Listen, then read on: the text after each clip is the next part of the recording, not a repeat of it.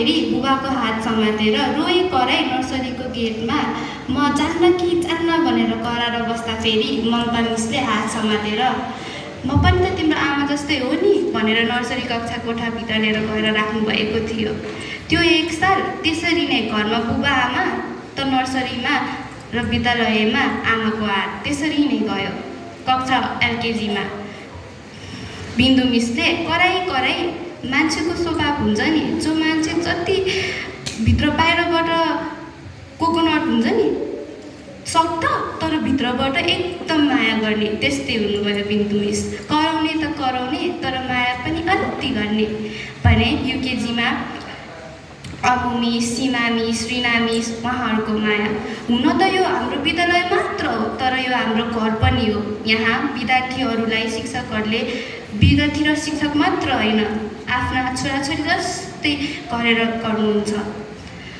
कक्षा 1 र 2 मा मैले गृह कार्य नगर्दा फेरि बिक सरले कराएर गृह कार्य किन नगरेको भनेको दिन पनि अब त खै कहिले आउनेछ। 4 र 5 मा गृह कार्य नगरेर शिक्षकहरूले भनेको नमानेर आफ्नो आमालाई रुवाएको दिन त म कहिले बिर्सिने छैन।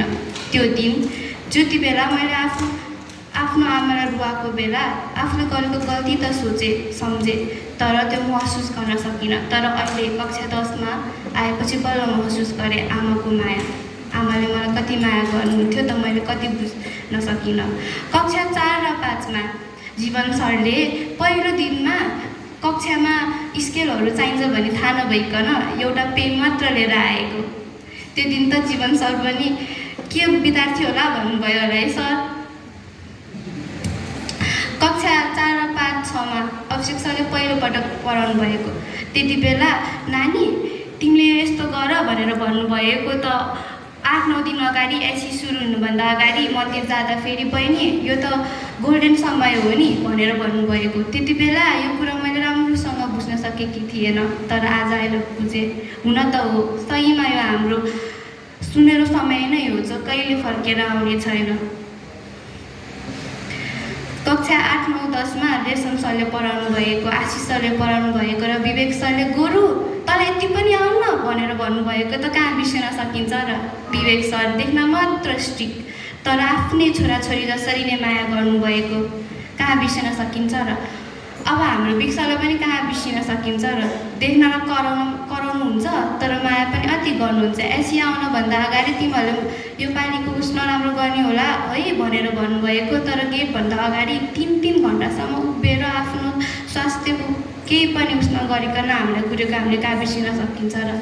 हिजो भर्खर मैले मेरो फ्रन्ट पेज बिगारेको थिएँ र विदेत हुन्छ कि भनेर रुँदै बाहिर आउँदा फेरि म भन्दा धेरै चिन्तित हुनुभएको। मलाई अझ चिन्ता हुन्छ र मैले आजको उस पनि बिगार्छु कि भनेर हिजै मेरो लागि आफ्नो स्वास्थ्यको ख्याल नगरिकन सेन्टरमा गएर त्यो पनि हेरिदिनु भएको। म कहाँ बिर्सिन सक्छु र।